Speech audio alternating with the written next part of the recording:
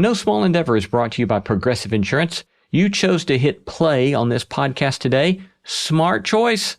Make another smart choice with Auto Quote Explorer to compare rates from multiple car insurance companies all at once. Try it at progressive.com. Progressive Casualty Insurance Companies and Affiliates, not available in all states or situations. Prices vary based on how you buy. Why do people commit themselves to the things they do? Why are people so worried about sport? Why wine? Why video games? I'm Brian Lowry, and in this season of my podcast, Know What You See, I'm asking a simple question, but a really big one. What's the point? In conversations with people with a variety of passions and obsessions, we get the chance to look through a window and see what it means to truly focus on a realm of human experience. Join me on Know What You See. New episodes begin November 26th.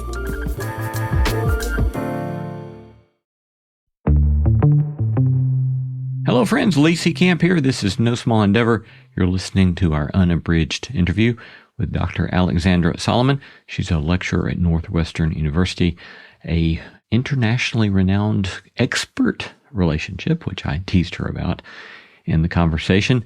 This was a great conversation. I love her book, Loving Bravely. As I say in the interview, it's like she took a compendium of all the things Laura and I learned over a number of seasons of marriage therapy and reading lots of books and working on ourselves a lot, and she kind of condensed it into into all one place. I wish I had known all of this stuff when I was getting married at 23 and Laura was 21. So it's a lovely conversation, a great conversation for February with Valentine's Day. Enjoy, Dr. Alexandra Solomon.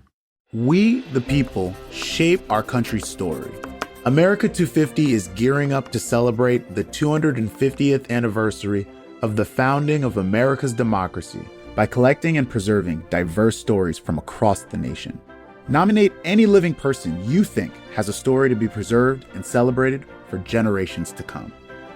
Help tell our American story, every unique version of it. Visit america250.org/nominate to submit.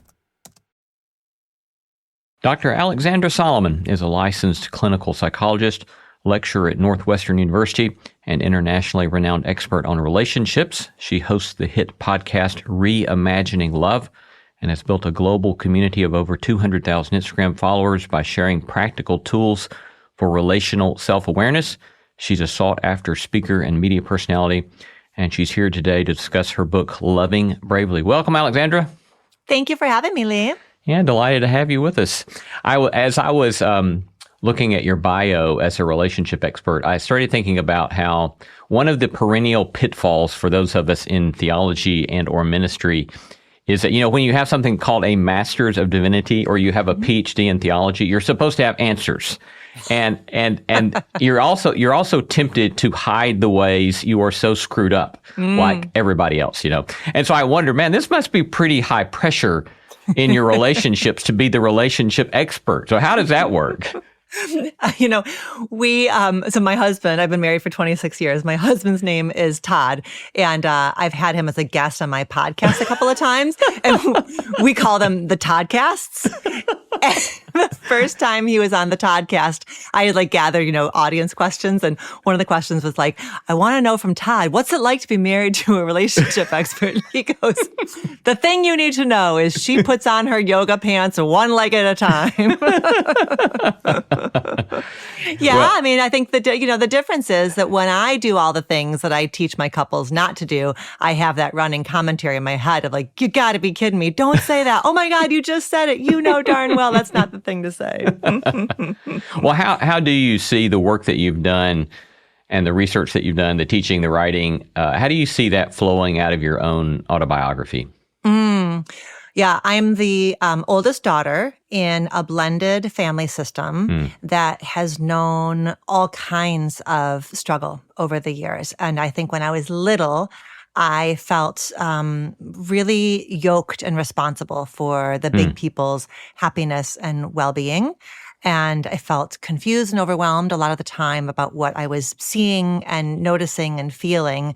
And at the same time, was my safe place was my bedroom. So I developed a thing called preventative homework where I would get my homework done and then I would just, think like what else might come up in the day. So I've been always voracious about knowledge and scholarship, both as I think, part of who I am, but also as a coping strategy. Yeah. And so I just relationship knowledge, I would listen to Dr. Ruth on Sunday nights with my Walkman under my blankets, like, what is this whole world? And was a huge fan of Oprah and Phil Donahue and all those shows from the beginning. So then when I got to college, I was like, wait a minute, you can make a life, of this. and I think a lot. I put my hand, right here on my heart a lot. And I think about how the young version of me, gets to rest now, because now I'm this empowered woman and I am, I have knowledge and I have experience and I can be helpful to people in a way that when I was little, I just couldn't be. So for sure, I have, my mission and my healing and my nerdiness have flown together in ways that are just fit really well for me. Yeah, it's lovely that you have found your way into that beautiful space. Mm-hmm. I mentioned to you before we started today, but as I read your book, Loving Bravely, I was thinking back to my lovely wife, Laura, and I have been married well over 30 years now. And we were young and naive and very ignorant of what it meant to be married. When we got married, we were kids. I was 23, she was 21.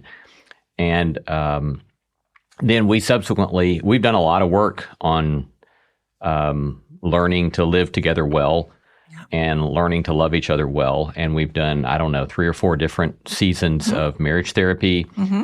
And we've read a lot. We've worked a lot.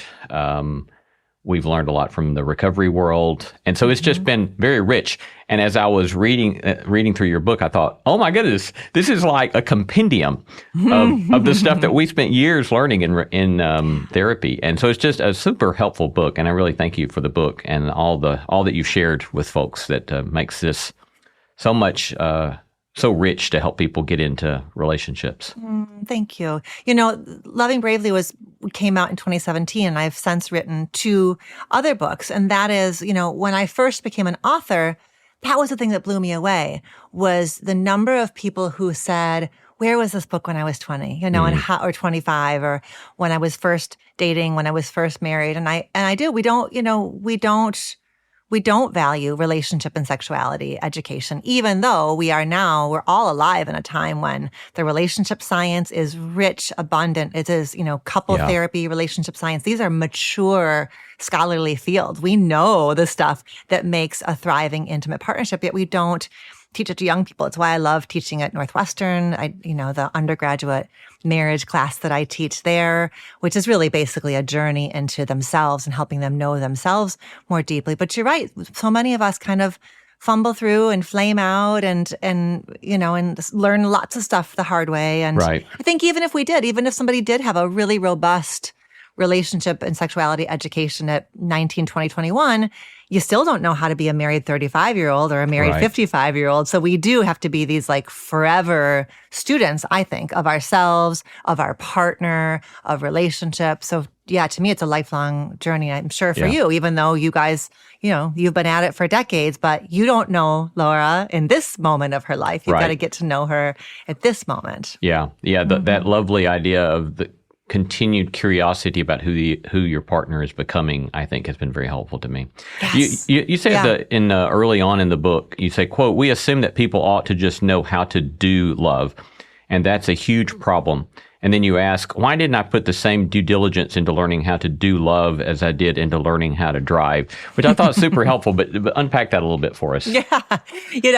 I have this thing I say now, Disney did us dirty, It's like we grow up on a steady diet, especially I think girls and women, a steady diet of romance and romantic ideas about love should be easy. And if love is difficult, then that means something's wrong. Something's wrong with you. Something's wrong with them. Something's wrong with this relationship, this idea that if you're my soulmate, I shouldn't even need to translate myself to you. And so I think that's where a lot of our struggles, happen by just this like kind of argument with reality that we get into of like, it shouldn't be like this. When in fact, intimate partnership activates the very same deep, strong attachment needs and longings and yearnings that we have when we're babies. Like that depth of craving for safety and connection has been found in the science. And so we are being activated at incredibly deep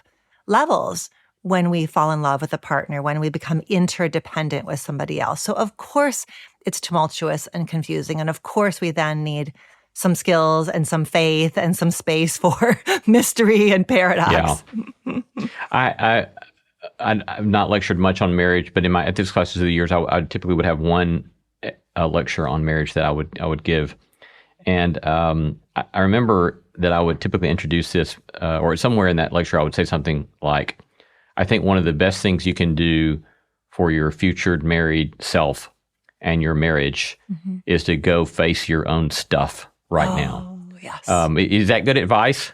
It's so rock solid. It's so rock solid. If I was in that lecture hall, I'd be like, woo, yes, that's it. That's it. He's on it. Yeah. Beautiful. Yeah. And so you talk about this, you use this term relational self-awareness a great deal. So can you define that for us and tell us how that functions in your work?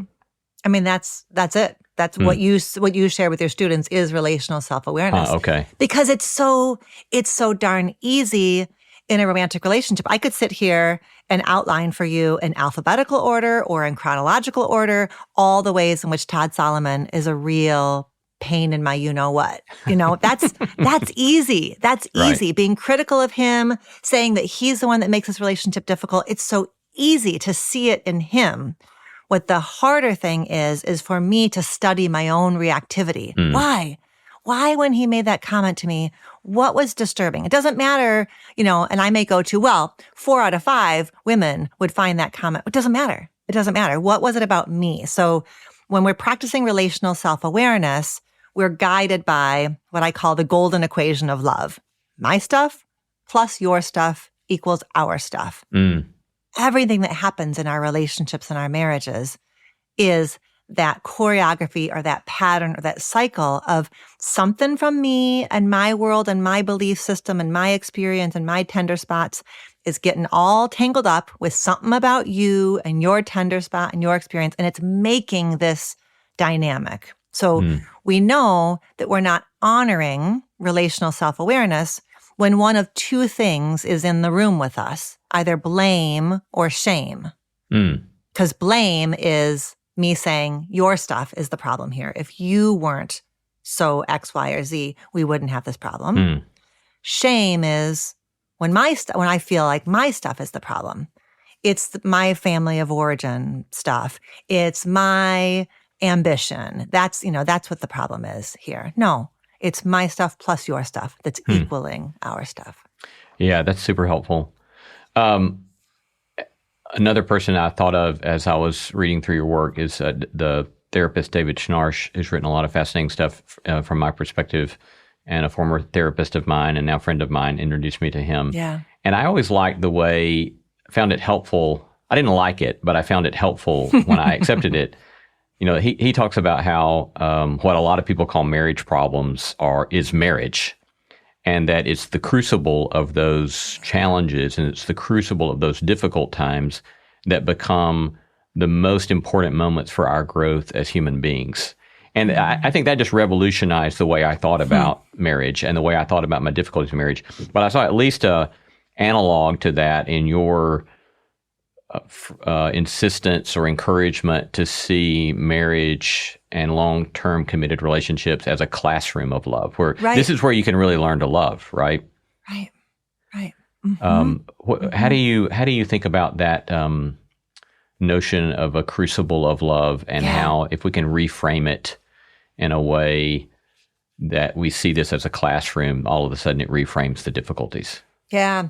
Gosh, that I always have, I have so much appreciation for David Schnarch's book. And if that name is new to any listeners, I really encourage you to dig into his material. He was just made incredible contributions, I think, to our field. And what I always have loved about the idea of a crucible is this idea of transformation, that you are being changed by this experience, almost like worked by the process of loving somebody. And I think there's something that's so, I think, hopeful about that and something really humbling about that. Yeah. I rely on it a lot when I'm talking to people who are dating, because oftentimes, especially today's younger people are going to live through, 3, 4, 5 love stories, that they're not going to get married at the young ages that you and I were when we got married. They're going to have these multiple experiences. And so I tell them, like, love doesn't leave you where it finds you. And so to let yourself be changed by it and to have some grace with yourself for that. One of my colleagues at Northwestern, Eli Finkel, did some research. He has this idea there is an idea in psychology called self-concept clarity, which is like, how well do I feel like I know myself? And he did a study where he took a sample of people and looked at them across time, knowing that over the course of the study, some of them would go through a breakup. And what he found, sure enough, was that when people were going through a breakup, their self-concept clarity tanked. It was like they didn't know who they were anymore. And when I read that, I was like, okay, that's it. That fits so well with my sense that relationships change us, and Right. And certainly a divorce or a breakup is one of those, like, who am I? Where am I? So I think we have to have that, like, depth of appreciation for how relational we are as people, like a relational self, that I'm not just this, like, self-contained Alexandra. I am changing and changed by my relationships, which I imagine there's probably an intersection there with your faith practices too, right? Yeah.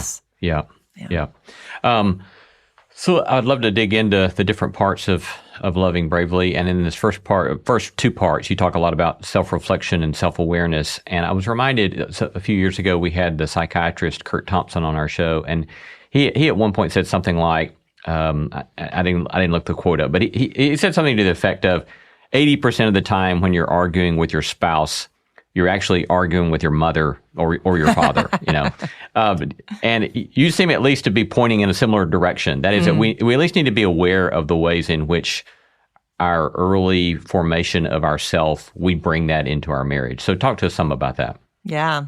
I call that ghost busting. That I feel like a lot of what I do, like in a couple therapy session, right? It's like going slowly enough that we're aware of the ghosts in the room, and that so I think, okay, so what would I want a listener of yours to know, which is that when we go from calm, open-hearted, what I believe to be like our natural state of being, like kind of just in the flow, to tense, guarded, reactive, activated.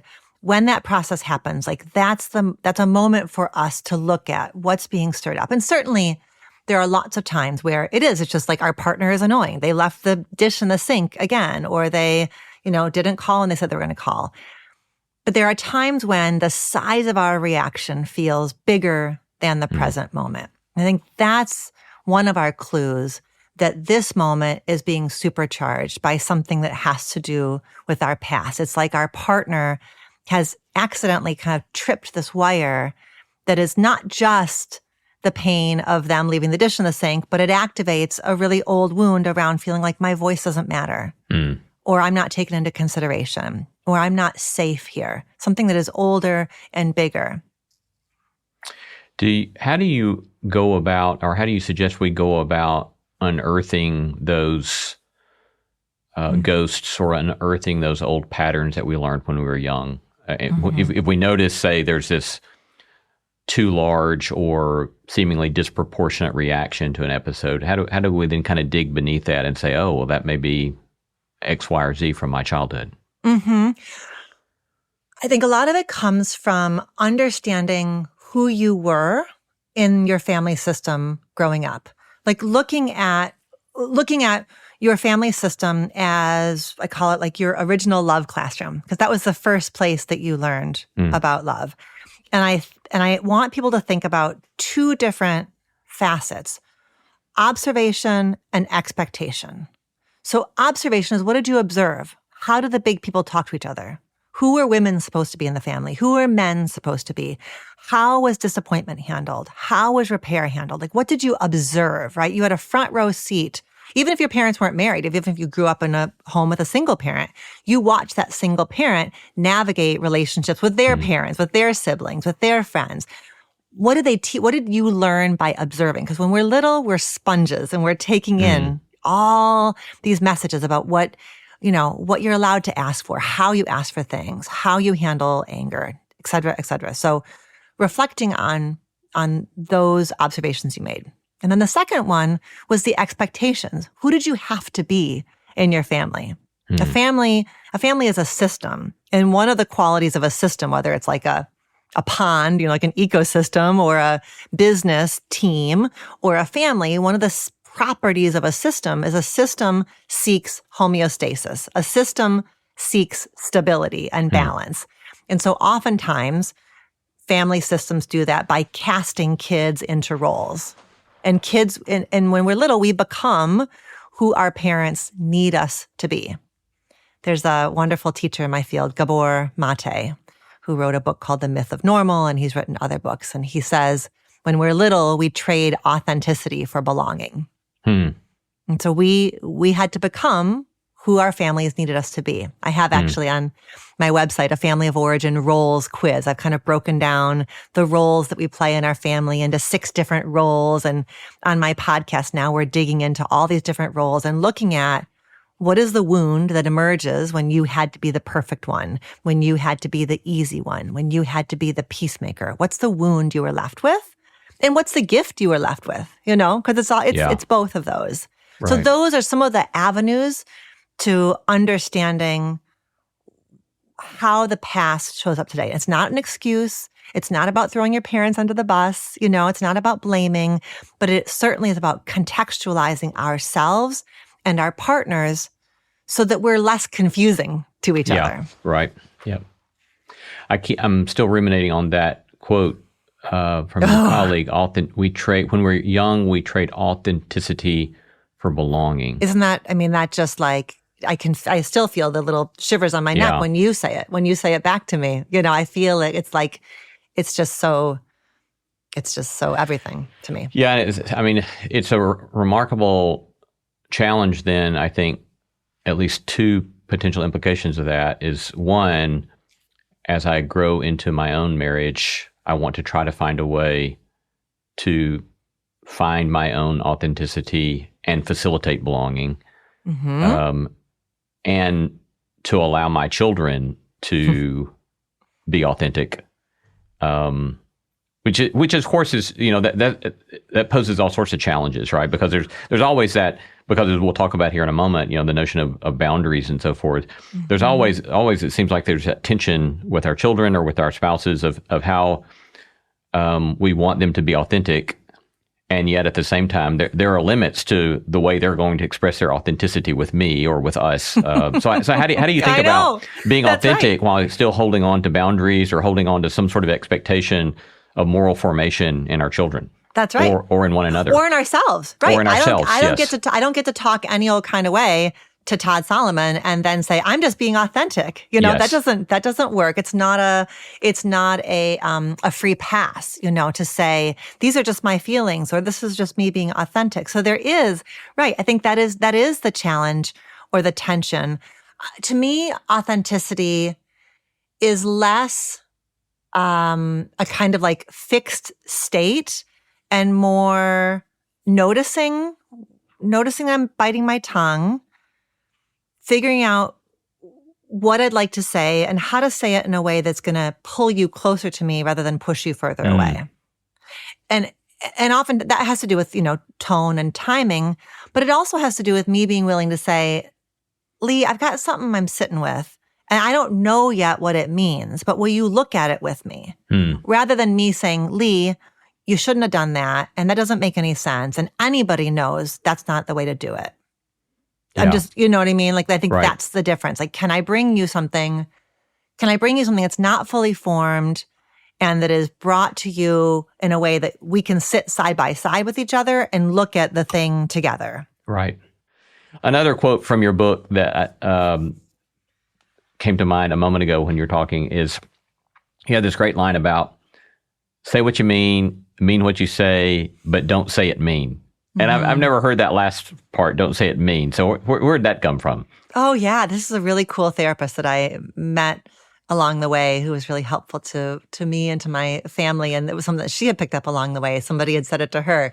Right. Say what you mean and mean what you say, but don't say it in a mean way. It was really a nice reminder about like that alignment between what's happening inside of you and what you say out loud, but really trying to be mindful that compassion gets us so much further with the people in our lives than anything else does. I mean, shame, we can shame, we can invoke shame in other people and they will change their behavior. Shame's a behavior changer, but it happens more beautifully and more gently and more gracefully when it is done with love, So, I really liked that. But that oftentimes means, I feel like I spend a lot of time with my couples in therapy, coaching them around pausing conversations. I think that especially like in our, Western US go culture, this idea that you just got to deal with stuff head on and talk it through and, dig through it.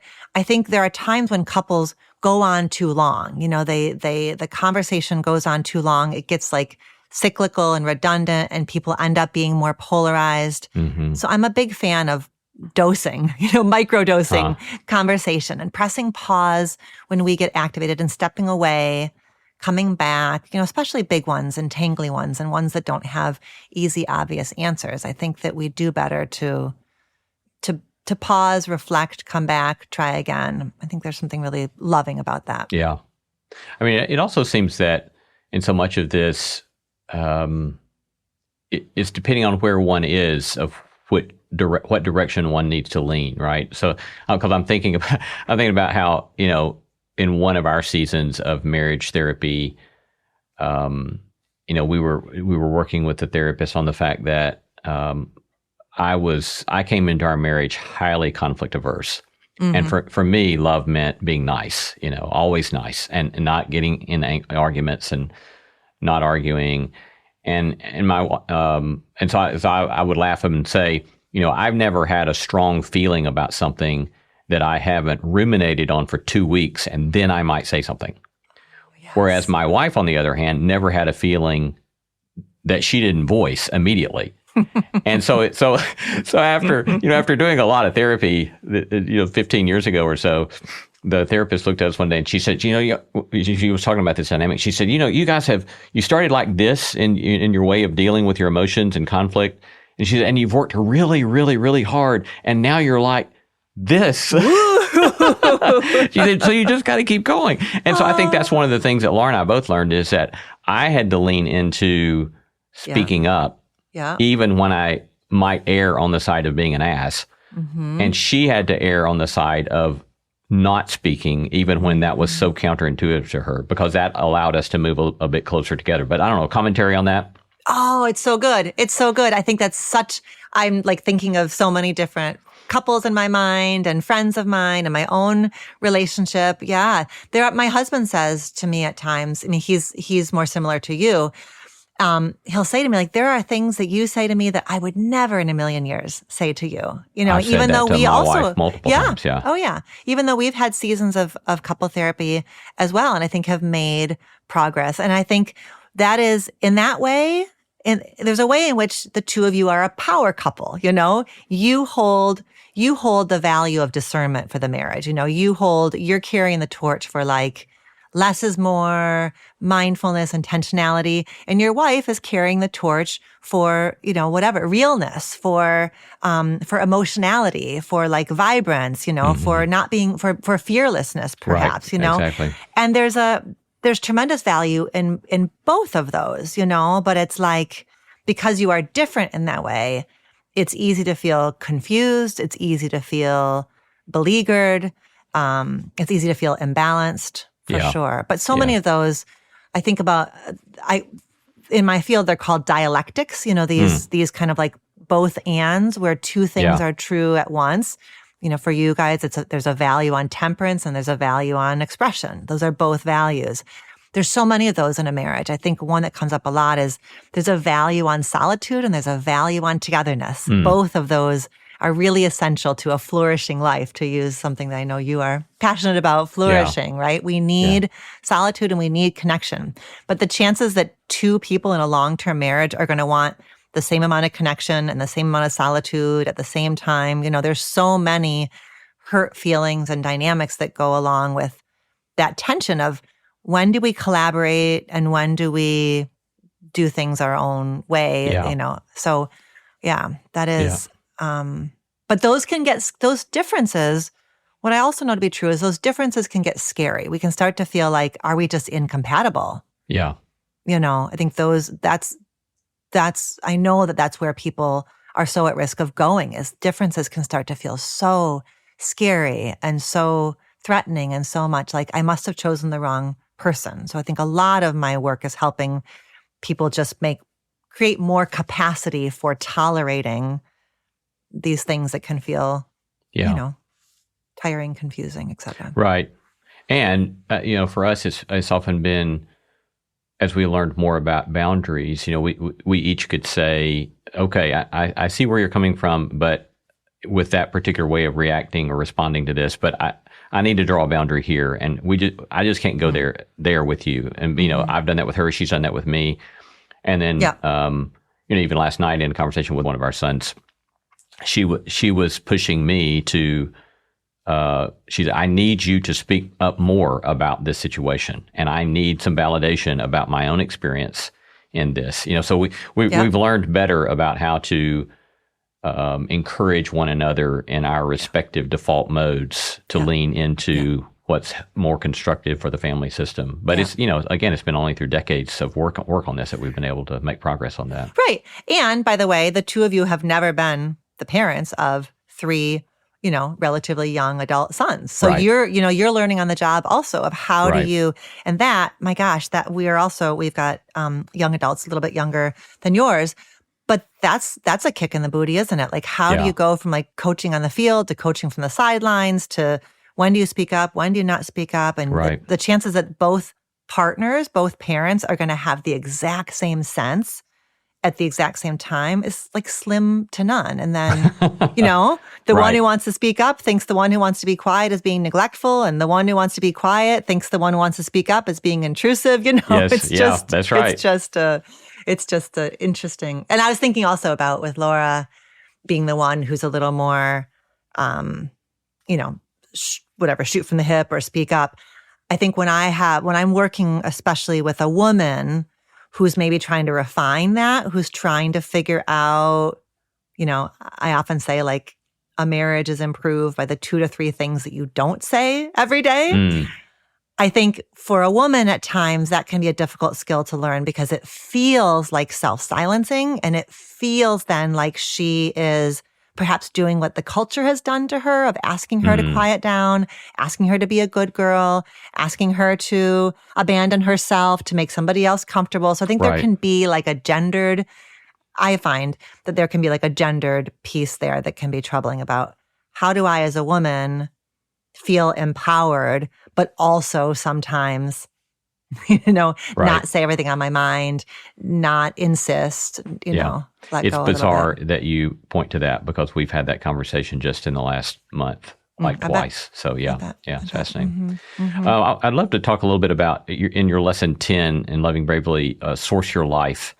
And so a little bit of background on why I'm so interested in this. In virtue theory, in moral philosophy and virtue theory, there's this commonly discussed dynamic in which growth in one virtue supports growth in another virtue. Okay. So I'll call this, for example, the overlapping nature of the virtues. So, for example, if you work on being courageous, that can support your own personal growth. It can support contributions to your community. It can support contributions to your working at justice because you've worked on being courageous. And it seemed to me that this chapter seems to point in a similar direction, that as you grow as a human being, then you're growing in your capacity to be in a healthy love relationship. And that it's the overall, it's a great number of things in your own life, in your personal growth, that if you really do work on yourself, that then allows you to have possibilities for love relationships that you wouldn't have otherwise. But is that accurate depiction of what you're doing in that chapter? Mm-hmm. What do you call it in virtue theory? Overlap? The overlapping nature of the virtue. That's what I call it, at least. I don't know if anybody else. Nature. It makes so much sense. It makes what I immediately thought of. I just spent last weekend with my best friend. I've had the same best friend for 41 years. And she just came to town for the weekend. And I remember her, I had her on my podcast a while ago, and she talked about how she feels like our friendship strengthens her marriage. And then her marriage, it's just like there's flow between friendship and marriage. And I often, when I'm getting to know a couple, I want to ask about what their interests, their passions, their work, obviously, their friendships, because rather than those being threats to a marriage, I think in the best of worlds, those amplify a marriage. Like what they do, a success at work then helps somebody feel proud of themselves and aligned and purposeful, and then they feel a bit more, invigorated within their relationship. And I think that idea of the flow between domains makes so much sense. Yes, I do. Anyways, long way of saying it is very hard to imagine a world where somebody is struggling with addiction that is untreated, struggling with mental health challenges that are untreated, and expecting them somehow to create a thriving relationship. How would that even work? Right. Or, by contrast, expecting the thriving relationship to be the medicine for the addiction, Right.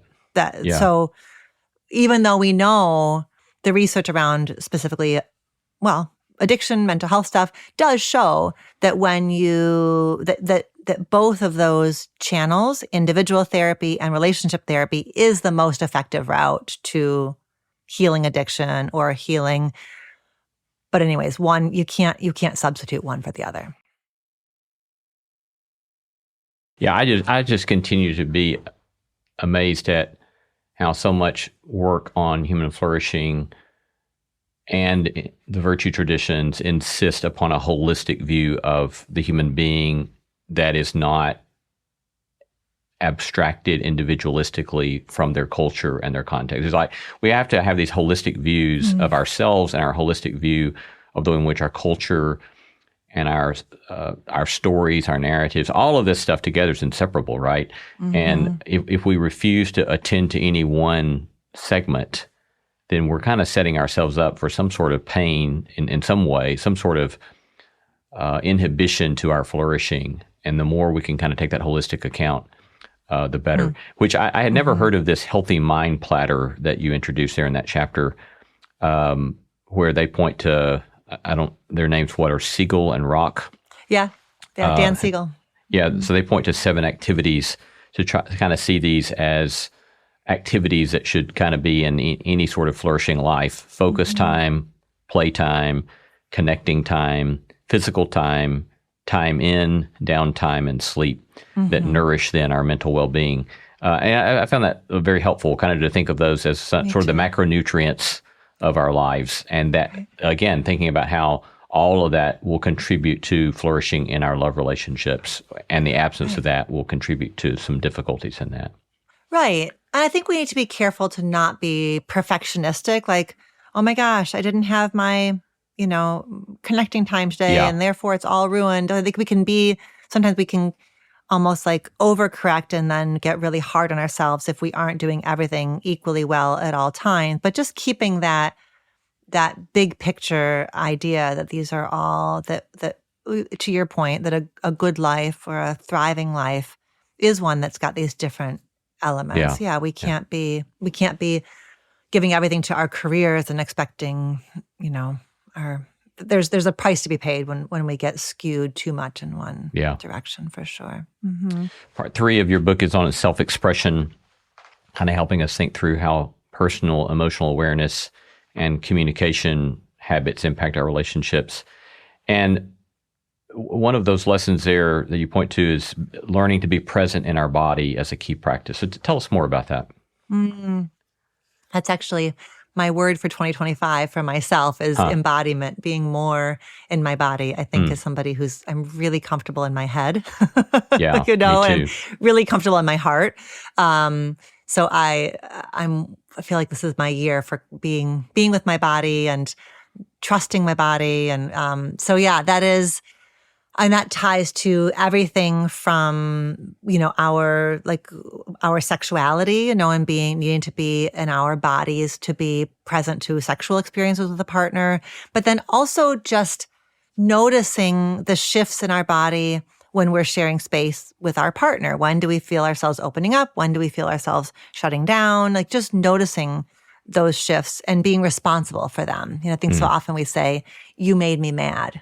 You know, but did you make me mad, or was there something that happened in my body in response to what you were saying? And, you know, I'm also responsible for how I respond. Yes, your comment, you know, you made a comment and my body shifted, but that's not justification for responding any old kind of way. There's still, you know, responsibility and accountability then for how I respond back to you. Yeah. Yeah, again, this is another one of those things that I've learned along the way. And I think that two anecdotes from my own life experience in this regard. One, I remember, I don't know, it's been a long time now, 20, 25 years ago, I was really worked up about something. And I don't have the foggiest idea what it was. Yeah. But I called a mentor of mine and told him whatever it was. And he could tell I was really upset. And he said, well, the first thing I would suggest to you is to breathe. And I thought, what? That's what you've got for me? But then I you know, now I've remembered that for 20 plus years because I realized, oh yeah, I'm not breathing. Yeah. And I have zero awareness of what's going on in my body, and breathing at that moment allowed me to pay attention to my body. And by paying attention to my body, it allowed me to take a beat and to slow down. Right. Yeah. And then another thing I learned somewhere along the way in therapy was that at one point, one of the therapists, when we were in a very tense situation, and the therapist pointed out how I kind of I don't even know the word for it, but I kind of closed my body off like a collapse. in the face of conflict. And she pointed that out to me. And again, it was like, I've never realized that, right? And so I think learning to pay attention to my body, I've learned a lot of things about what's going on with me that otherwise I never would be aware of unless I choose to start paying more attention to my body. And then that helps me it gives me more information and data about choices and responses that I can make rather than simply reacting. Oof. I was doing an episode for my podcast is a blend of conversations with guests and then also these like solo episodes where I just talk through a topic. And I did an episode on when shame blocks repair, that when there's a rift between ourselves and our partner, there's a tension between guilt and shame. You know, guilt, if I do something that hurts Todd's feelings, it is adaptive for me to feel guilty, right? Because guilt is an energizing emotion. It will motivate me to apologize, to be curious, to make repair. Shame is a hall of mirrors. You know, shame is me just believing that I am bad. You know, guilt is I did something bad. Shame is I am bad, and it's that collapsed posture. You know, like that's what my body does in shame. And one of the things, I was reading some research as part of this episode, and I was reading about this idea that like when we're in shame, one thing we can do is adjust our bodies, you know, like lift up our sternum, roll our shoulders back. That actually helps us move from shame. Like we think like when I feel less shame, my body will shift. But it's actually the shifting of the body that also moves us from shame into guilt so that then we can make a step towards repair. It's really interesting. I was like, right, the arrow goes in both directions. You know, the shame collapses us, but then, you know, the expansion can help us shift our emotions. Yeah. Yeah, that's super helpful.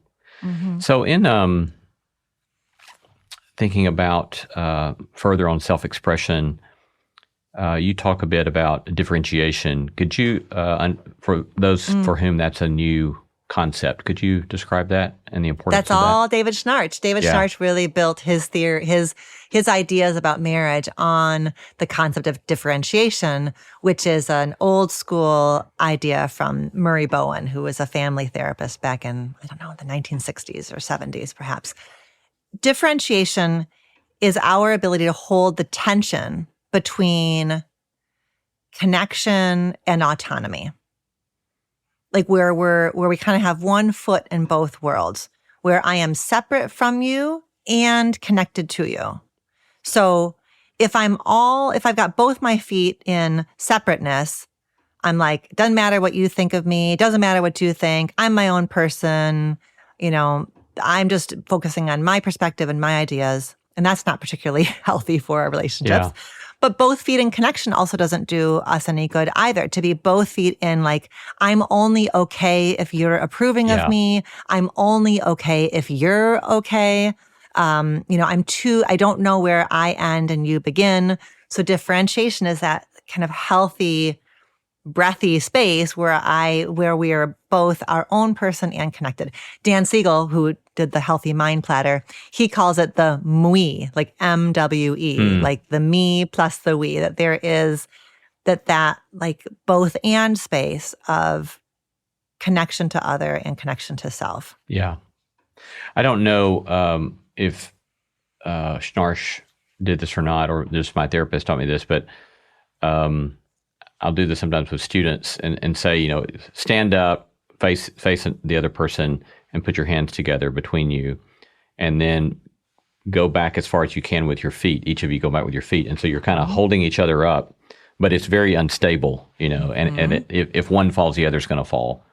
And whatever happens to the one happens to the other, and representing this kind of emotional enmeshment. But then if you kind of move towards each other where you're both standing upright on your own 2 feet, you can choose to come closer to each other, or you can kind of move back from each other as you need to, but you're connected. You're still connected. Even if you kind of move back a little bit, you're still connected. And I find that a very helpful picture of what I understand him to be saying with differentiation, is that avoiding that emotional enmeshment then allows us a more mature connection that then is much more fruitful, rather than this kind of, unhealthy notion of being one. Which reminds me as well, I think, and I would love to hear your take on this, I have seen repeatedly in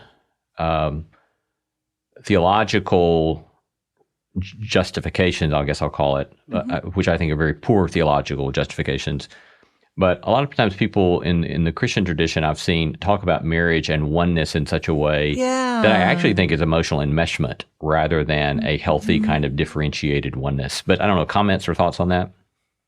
Oh, that's really interesting. You're right. Oneness be interesting to trace the origin of that idea, but certainly is one. When I think about oneness, two becoming one, I also think of theology. Like that puts me in a space of like thinking about religion. It makes me think about the Jewish. I converted to Judaism about a year before I married Todd, and I remember learning along the way about that definition of soulmates, where the idea, I think there is an idea in Judaism about, before we're born, we are one, and then we kind of, the soul splits into two bodies, and then when the people find each other, like that's your soulmate because you were previously, one soul, which is a similar variation on that idea of oneness. Right. Yeah. I mean, can there be a space for, I do think when we fall in love and build a life with somebody, like there is this thing we've created together. Right. There for sure is a Lee and Laura. There is a thing that that the two of you have created and have nurtured for decades and decades. But it doesn't replace the Lee. It doesn't replace the Laura. Right. But you're right. I think as part of that Disney Did Us Dirty that we were talking about at the beginning, that is like. That is the idea that that's how it should feel, that there ought to be no boundaries, there ought to be no misunderstanding, there ought to be no loneliness. I think there is something like that we're seeking. Susan Cain wrote about this really beautifully in her book, Bittersweet. She's just, I have so much respect for her as a thinker. And Is she the author who wrote the book on introversion? Yes, exactly. Yeah. Exactly. Quiet, is that the name of that book? Yeah. Yep. she really looked differently at romantic love and was like, I think what we're craving in romantic love is the same thing we're craving in spiritual traditions, which is that, the connection to God and to spirit and to oneness. And she was really like, let's stop trashing that or saying it's silly, because it is just us trying to get a glimpse of something where we transcend our own like essential aloneness to feel something that is bigger than us. And so what if romantic love is a conduit of that? And what if we can't always feel it every moment of a marriage, but what if we can cultivate opportunities to feel that like transcendent, whether it's when we're making love or sharing a joke or reminiscing about something or having an experience together where we just feel that like sense of, transcendence, Yeah. So those are a few thoughts. Where does it take you? I mean, it definitely, I find the way you described that quite helpful. I mean, I think that we've worked really hard on trying to figure out how to be our own selves, and then how to have this sort of deep connection with one another. And and I certainly, I still get surprised sometimes about how deeply, cast a gaze upon my wife and realize how deeply affectionate I feel towards her in a way that's just, I do think it's a kind of transcendent reality to that. But for us, at least, that's come not in spite of us learning to be our own healthy individual selves, but has been facilitated by that. Because we still have our own agency. We honor one another's agency. We honor one another's, our own individual pursuits, but then try to protect and honor this space that we have between us. It's very beautiful that we get to have and enjoy. Thank you for sharing that. That's really touching, and I get that. Yeah, that's cool. So on self-expansion, part 4 of your book, a couple of things as we get closer to the end of our time together. On apologizing, key elements of an apology. I think one place I want to start with the conversation about apologies is, why in the heck is it so hard to apologize? Oh my gosh, I know. I was like, do I have to write this chapter? Because it's taken me a lot of years to get better at my apologies. I had to learn from my husband that you don't even get partial credit, if you roll your eyes and jut out your hip and say, I'm sorry. Like, you don't even get partial credit for that stuff. So yeah, it's brutal. It's brutal. Is there any kind of psychological theory behind why it's so hard to apologize? I think it's different things for different people. I know for me, it's because it's taken me a long time to learn the difference between guilt and shame. I would agree with that for myself as well. Yeah. So we don't apologize because we're defending ourselves against the god-awful feeling of shame. Right. I think we don't apologize because if we apologize, that means we acknowledge we did something wrong. And if we acknowledge we did something wrong, then maybe the other person is going to really think less of us and leave us, Yeah. I think we're trying to scramble to prevent all kinds of things we imagine are going to be awful. But it turns out, the awful thing is like leaving our partner feeling invalidated, and kind of like sometimes crazy, right? Like crazy for like, but I know my feelings are hurt. I know that's not how you want to be as a person. So just freaking apologize already. Yeah. I think that as I grew in learning to deal with shame and seeing the distinction between guilt and shame, and then read some of Brene Brown's work and where she talked about how, shame is correlated with all of these very destructive things, of bullying or addiction or, and all this kind of self-destructive stuff.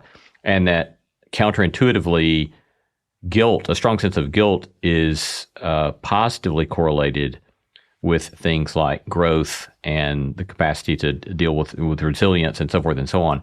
And I think once I got better at having a sharp distinction between shame and guilt, it allowed me to start apologizing more sincerely and more quickly. And it also allowed me to be more confident in being able to ask people professionally, say, how I could do better in my work. Give me feedback on that. How could I have done that better? What worked well, what didn't work well? And then to get that kind of stuff, because now all of a sudden I saw a strong sense of guilt of there simply being some sort of objective standard that we're trying to strive towards and to grow into as a gift to me rather than something that threatened my sense of self. And so that was a huge gift to me. Yeah. In that regard. That's great. That's great. I love it. What about apologizing? Give us a quick primer on key elements of making a good apology. Yeah. The key elements are avoiding passive voice. I'm sorry that you were hurt. No, it's I'm sorry that I hurt you. Avoiding a but. I'm sorry I hurt your feelings, but you did that other thing. I'm sorry I hurt your feelings, but I was really tired. Like the but just negates everything that came before. I think pairing it with a question, I'm sorry. And then, do you want to tell me more about the hurt you're feeling? Like just making sure that you're really open to hearing about the hurt. Sometimes there is no amends action, but I think sometimes there can be an amends action, like making sure that the apology is also paired with a conversation about how might we prevent this going forward, or what am I going to take away from this and do differently? The idea of like the best apology is changed behavior. Yeah. Sometimes that's not necessary, but sometimes that is kind of connecting this incident to other incidents and talking about what's a shift that might be necessary here. On presence, importance of being fully present. This is, obviously so increasingly difficult in the distracted world in which we live, but what's some tips in that regard? Don't fub. Don't fub? Yeah. Fubbing is PHUB, like a fub. Fubbing is phone snubbing. Fubbing. I've never heard that. Of course, I don't use this. I don't use a cell phone, so I'm not into all the cell phone stuff. You wouldn't fub. I love that. Yeah, because now I can tell people, stop fubbing me. Stop fubbing me, right? But the tricky thing is that when I have my phone in my hand, I'm really sure that I can listen as well. I can like scroll and listen to my husband, but I can't, right? The research shows I can't. But inside of me, like phenomenologically, I feel like I can, Yeah. But by contrast, when he's looking at his phone, I feel disconnected. I feel offended. I feel devalued. I'm really sure he can't listen to me as well as if he had his phone down. So I think that couples and actually families as well need to decide, is it phone time or is it conversation time? Because we really truly can't do both at once. And we now have plenty of science that backs that up. So as to your point, presence is harder than ever, likely more important than ever, and totally doable. We are humans. We are wired for presence, but we have to get the phones even just like out of our hands, Even a phone flipped over on a table compromises the quality of conversation, it has been found. Yeah, so. I know. I feel like even the phone turned upside down, as you said, at a table, it's still a third presence, right? Totally. Because it could go off any moment. And we're all waiting to see if it's going to go off or not. And then to see what the other person's going to do if it does go off, Right. Or I'm just aware of it. I'm aware that there's something I could be doing. There's a whole bunch of things happening inside that tiny rectangle that I could be, looking at. So, So self-compassion. We've had Kristen Neff as well on our show, and I saw that you engage her work on, and you connect self-advocacy and self-compassion, which I find interesting. So talk to us about that just a little bit. Yeah, you've worked with Kristen. You know how vital self-compassion is, and I think that is, it's not about letting ourselves off the hook. It's not about making excuses. It is treating ourselves lovingly so that we can ask for what we need, so that we can be agents of our relationships. And boy, it's really hard. I know the days when I struggle with my own self-compassion, I am much more likely to interpret my husband's neutral comments as criticisms. Something that is truly neutral will land to me as critical because it feels like he's doing to me what I've been doing to me. So my own self-compassion practices are really helpful to our relationship. Yeah.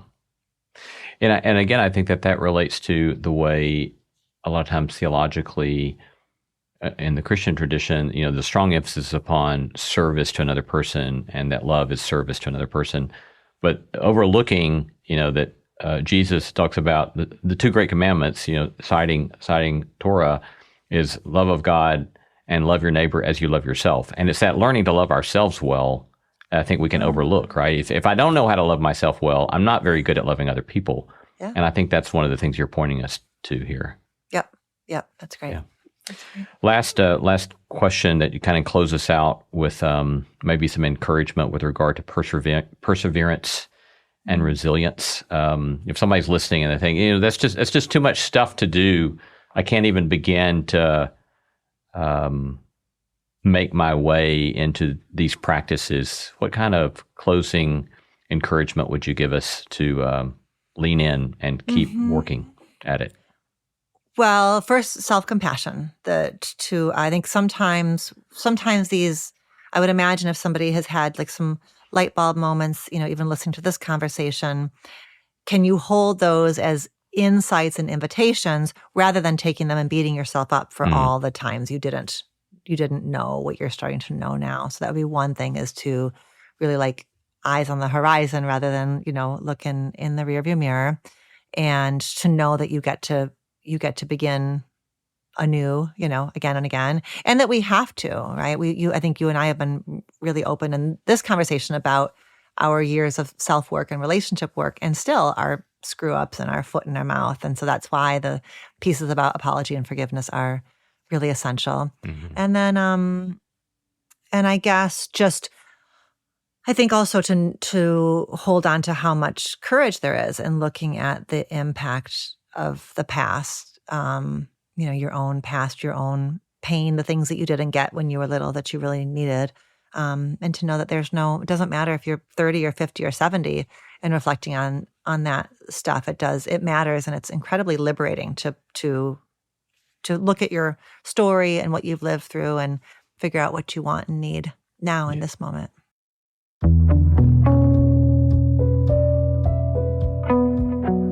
Talking to Dr. Alexandra Solomon, host of the podcast Reimagining Love, and today discussing her book, Loving Bravely. Alexandra, thanks so much. This has been a great conversation, and I've thoroughly enjoyed it. I have as well, Lee. Thank you so much. You're a wonderful conversation partner. Thank you.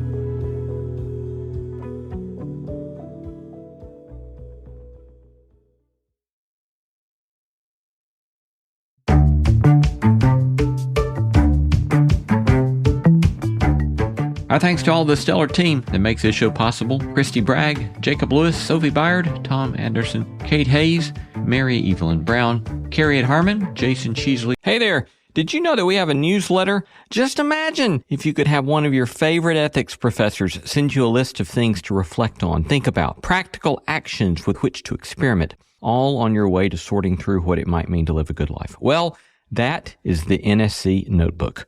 I riff on themes and topics related to the show and our guests. Sign up for my NSC Notebook today at nosmallendeavor.com/newsletter. Audrey Griffith and Tim Lauer. Thanks for listening, and let's keep exploring what it means to live a good life together. No Small Endeavor is a production of PRX, Tokens Media LLC, and Great Feeling Studios.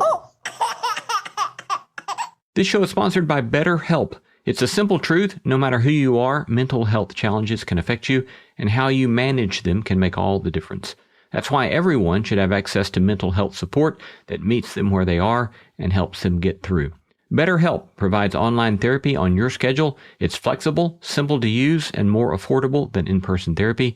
Connect with a licensed therapist selected just for you. Learn more at betterhelp.com. That's betterhelp.com.